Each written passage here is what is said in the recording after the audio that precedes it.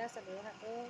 Mi nombre es Andrea Pérez, soy de la sección número 2. En esta oportunidad les voy a hablar de varios puntitos y para comenzar lo voy a hacer con el asunto cautelar en el periodo preparatorio.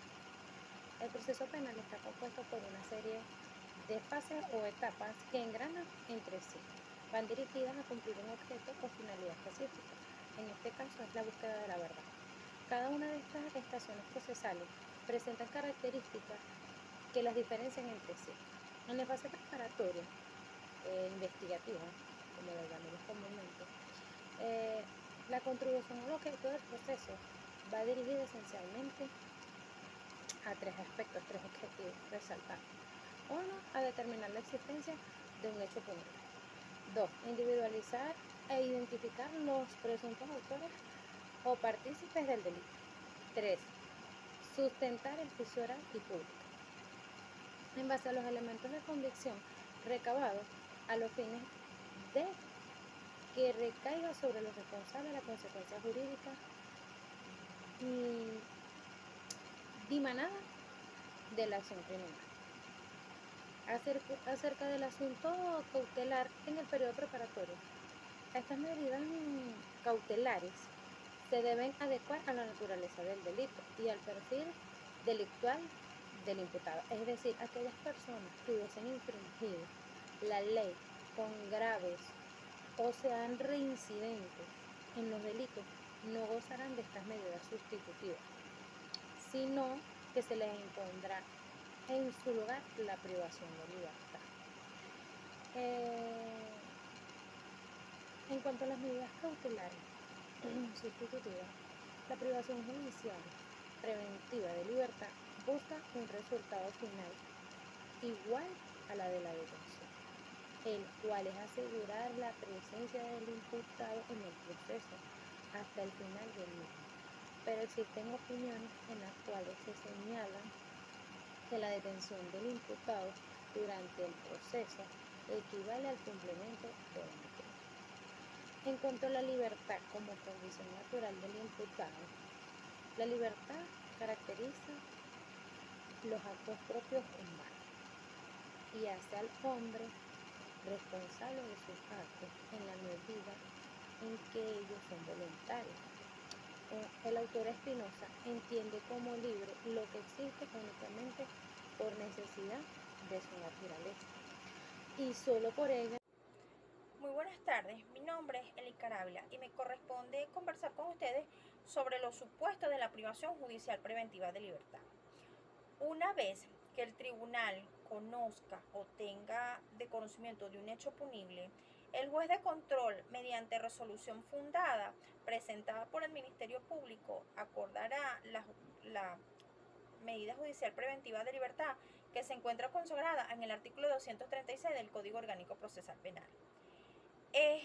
Este artículo trae tres supuestos por los cuales debe cumplir con los requisitos para poder ser acordada. Es decir, el primer requisito es que el hecho punible merezca pena de privativa de libertad y cuya acción no esté evidentemente prescrita. Esta debe estar concatenada con las actuaciones policiales que debe estar dentro de las 48 horas siguientes a la presentación por parte del tribunal. Como requisito número 2, que los elementos fundados de convicción por los cuales fueron presentados por el Ministerio Público para estimar la imputación de este ciudadano ha sido y que es para que él haya cometido, o sea, lo tenga como convicción suficiente de que es el autor o partícipe de una comisión de este hecho punible. Como tercer requisito, el COC establece la presunción razonable de la apreciación de las circunstancias, del modo, tiempo y lugar en que sucedieron los hechos. Asimismo, que esté claro que el acusado o imputado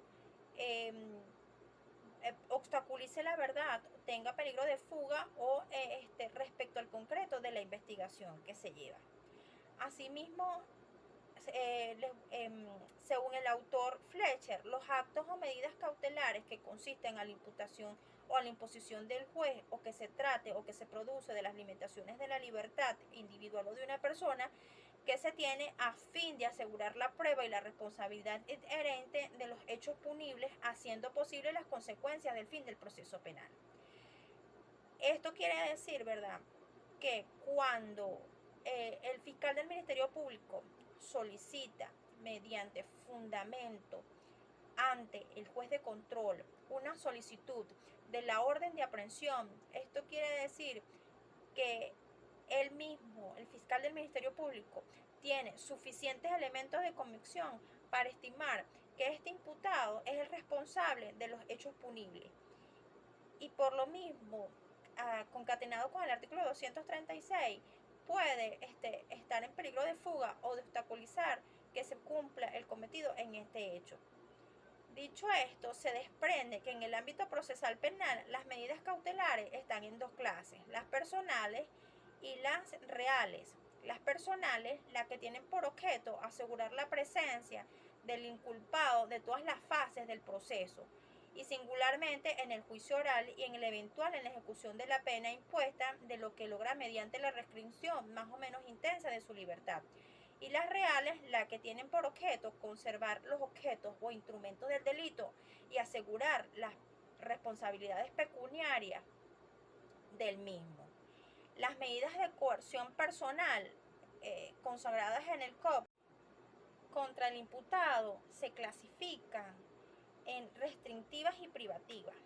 Estas están contempladas en el Código Orgánico Procesal Penal, en el libro primero, capítulo cuarto, en los artículos 248 y 377 del COD, que quiere decir que tiene unos requisitos como coerción personal. Podemos decir que se encuentra la aprehensión provisional, es decir, la orden de aprehensión consagrada en el artículo 250, primera parte del Código Orgánico Procesal Penal. La privación judicial preventiva de libertad, consagrada en el artículo 250, segunda parte del Código Orgánico Procesal Penal. En cuanto a las restrictivas, tenemos las medidas cautelares sustitutivas de libertad, que están establecidas en el artículo 256 del Código Adjetivo Penal venezolano. Asimismo, me corresponde conversar con ustedes en relación al mandato de conducción establecido en el Código Orgánico Procesal Penal y en la legislación venezolana.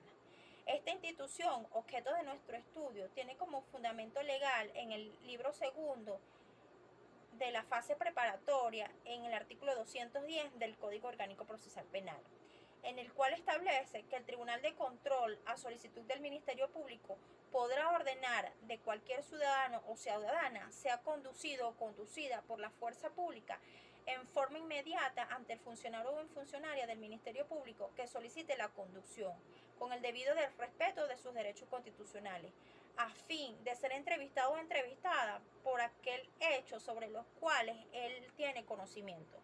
Este será llevado en forma inmediata ante el Ministerio Público para dar cumplimiento del objeto para este requerimiento, en un plazo que no excederá de 8 horas contadas a partir de la conducción de la fuerza pública.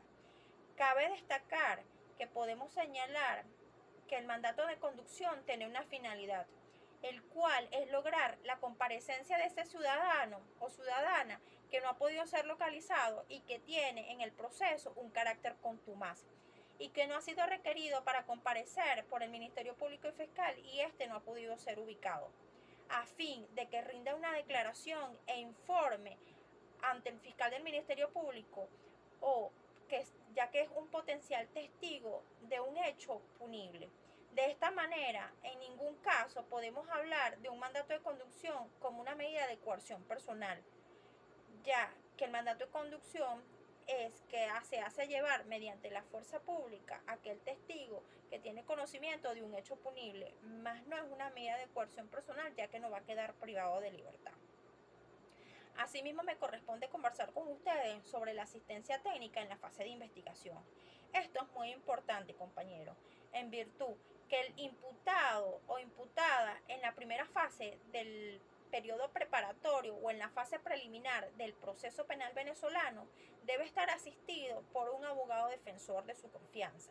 Es decir, esto está establecido en el artículo 49 de nuestra Carta Magna Constitucional, en el cual garantiza la defensa técnica, en el cual constituye el primer elemento estándar del sistema. Es decir, que él debe estar representado por un defensor público o un defensor privado de su confianza, y así conocer cuáles son los hechos por los cuales se le imputa. Tiene igualmente, nuestra Constitución consagra el derecho a la defensa, el derecho a ser asistido. Él mismo no puede ser interrogado ante el Ministerio Público o ante ningún tribunal de control o en una fase de juicio sin la presencia de un abogado, ya que se estaría violando los derechos constitucionales y se estaría violando los derechos fundamentales, como es el derecho a la defensa, que lo consagra nuestra Carta Magna, por lo que el imputado debe tener conocimiento de por los cuales está siendo procesado. También debe tener conocimiento cuál es la penalidad. Asimismo, los tribunales de control le deben garantizar a este imputado el derecho a la defensa y a su defensor de poder entrevistar al mismo, para que así tenga conocimiento de los cuales está siendo procesado ante los tribunales. Muchísimas gracias, compañero.